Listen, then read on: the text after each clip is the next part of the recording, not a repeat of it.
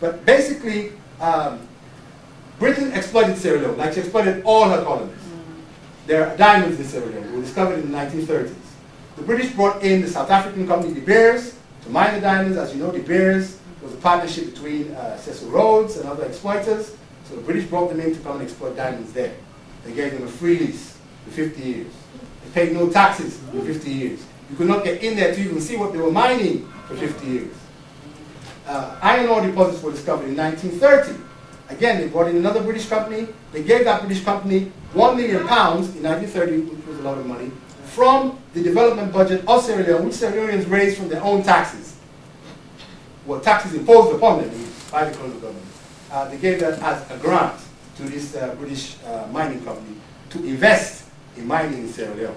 And they invested so well that they exploited iron ore from Sierra Leone for 45 years without paying a penny in tax to either the colonial government or even improving the infrastructure in the area in which they mine. So, like all over Africa, you know, or anywhere else where colonialism operated, it was exploitation, pure and simple.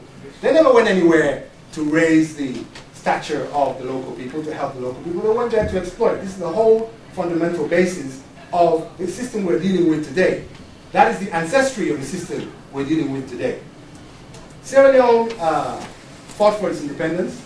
There were massive strikes against the British in 1955 by the working people and also by the peasants in the rural areas.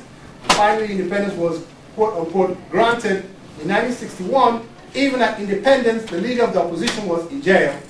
One of the leaders of the independence movement was also in jail, was detained because they insisted that independence not be signed, the independence treaty not be signed until Britain gave up its naval bases in Sierra Leone. Because Freetown has one of the best natural harbors on the west coast of Africa, and as sort of like a reason for giving independence, they kept on to the naval bases in the port there in Freetown. So for 30 years in Sierra Leone, we lived under a dictatorship, basically. A dictatorship which was supported and encouraged by these same Western countries.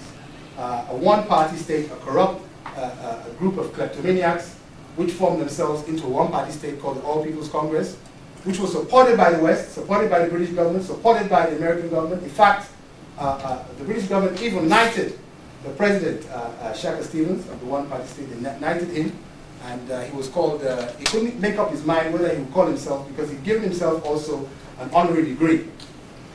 So he was Dr. Sir. He couldn't make up his mind whether it was going to be Dr. Sir Shaka Stevens or Sir Dr. Shaka Stevens. Now, this is the kind of banality that I grew up with as a student in university.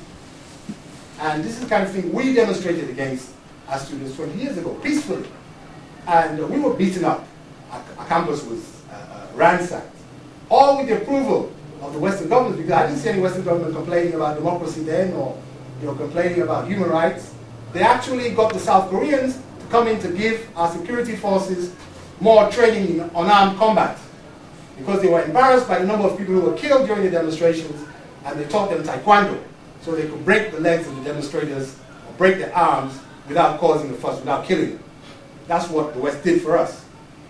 So we know all this hype about democracy and human rights is a farce. The West is not interested in democracy. The West is interested in political control. If the West is interested in democracy, why have they never raised the question of democracy with the King of Saudi Arabia? Have you ever heard them talk about democracy in Saudi Arabia? Ever? Have you ever heard them talk about abuse of human rights in Saudi Arabia? The only time you hear about prisons in Saudi Arabia is when English nurses or English people get arrested.